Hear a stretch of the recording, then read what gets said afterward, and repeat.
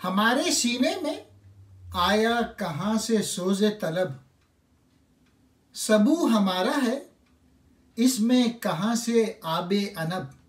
یہ سمجھا میں ہے جہان خاک مشت خاک ہیں ہم، ہے ذرے ذرے میں اپنے کہاں سے درد طلب۔ نگاہ ہماری گریبان کہکشاں پہ پڑے، کہاں سے اپنا جنوں ہا او ہو کا شور و شغب۔ علامہ اقبال کہہ رہے ہیں ہمارے سینے میں تمنا کی حرارت کہاں سے آئی، یہ سرائی تو بے شک ہماری ہے، لیکن اس میں جو شراب ہے وہ کہاں سے آئی۔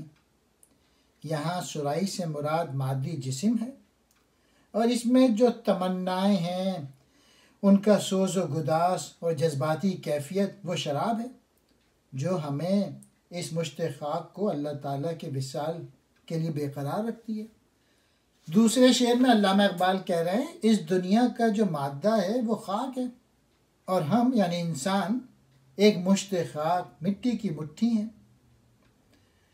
ہمارا جسم مادی اشیاء کا بنا ہوا ہے، لیکن ہمارے جسم میں جو درد ہے، جو جستجو ہے، جو پیشن ہے، وہ کہاں سے آیا ہے۔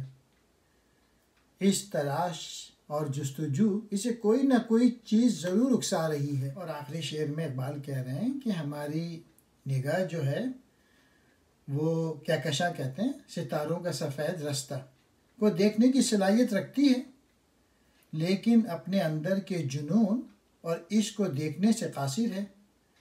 یہ نگاہ ظاہری باطنی کیفیت کو نہیں سمجھ سکتی۔ کوئی مرد کامل ہی منزل سلوک کا راستہ دکھا سکتا ہے۔